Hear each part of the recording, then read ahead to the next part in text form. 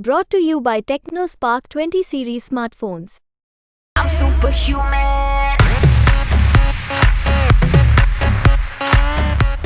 ऐसा माना जाता है कि अनिल विज नाराज चल रहे हैं। आपकी मुलाकात भी हुई उनसे, क्या बातचीत? शैलजा का नाम भी चल रहा है, उनको चुनौती मानते हैं। कांग्रेस कितनी बड़ी चुनौती है, क्योंकि ये कह रहे हैं कि बीजेपी वर्सेस कांग्रेस ही है हरियाणा। मैदान में आने से पहले ही दूर भाग रही है, इसलिए कांग्रेस के बारे में मैं कुछ कह नहीं सकती। नाडा साहब गुरुद्वारा में इस वक्त हमारे साथ है बंतो कटारिया, कैंडिडेट भी हैं। आज मत्था टेक रहे हैं और लोकसभा चुनाव की एक तरह से ब्यूगल बज जाएगा। आशीर्वाद लेने आए हैं आप, और साथ में किस तरह से देखते हैं हरियाणा ये अम्बाला में चुनाव? आज हम भारतीय जनता पार्टी के सारे कार्यकर्ता नड्डा साहब में अपने सीएम साहब के साथ और प्रदेश अध्यक्ष के साथ मत्था टेकने आए हैं और उनका आशीर्वाद लेने के लिए आए। ऐसा माना जाता है कि अनिल विज नाराज चल रहे हैं। आपकी मुलाकात भी हुई उनसे, क्या बातचीत? अनिल विज जी हमारे पार्टी के बहुत सीनियर नेता हैं और ऐसा कुछ नहीं है कि मैं खुद उनसे मिलकर आई थी। वो बहुत खुश है।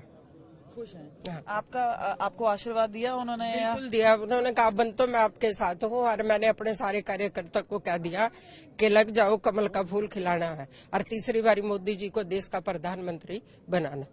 आपको लगता है कि परफॉर्मेंस पे वोट होगा, या आपको लगता है क्योंकि आपके हस्बैंड काफी एक्टिव थे, फिर उनकी डेथ हो गई, किस तरह से आपको लगता है?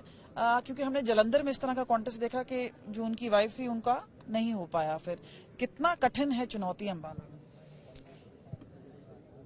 नरेंद्र मोदी जी के सामने कोई चुनौती नहीं है। ये चुनाव कमल के फूल का है, नरेंद्र मोदी जी का है, हमारे राष्ट्रीय अध्यक्ष जगत प्रकाश नड्डा जी का है, हमारे गृह मंत्री अमित शाह जी का है, हमारे प्रदेश के मुख्यमंत्री और प्रदेश अध्यक्ष नायब सिंह सैनी जी और पूर्व में मुख्यमंत्री मनोहर लाल जी का।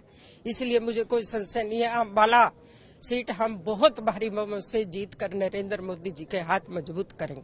एक आखिरी सवाल, कुमारी शैलजा का नाम भी चल रहा है, उनको चुनौती मानते हैं। कांग्रेस कितनी बड़ी चुनौती है, क्योंकि ये कह रहे हैं कि बीजेपी वर्सेस कांग्रेस ही है हरियाणा में। कांग्रेस का अभी तक अपना संगठन ही नहीं बना, तो वो मैदान में आने से पहले ही दूर भाग रही है, इसलिए कांग्रेस के बारे में मैं कुछ कह नहीं सकती।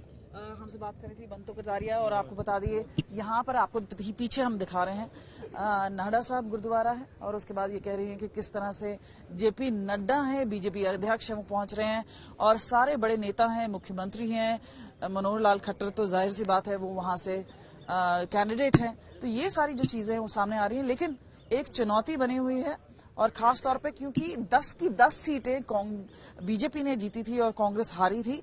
तो यहाँ पर किस तरह से चुनौती मिलती है और क्या बड़ा दावा बीजेपी करती है, ये सब देखने वाली बात होगी। कैमरा पर्सन चांदीराम के साथ कमलजीत संधू, नाडा साहब गुरुद्वारा।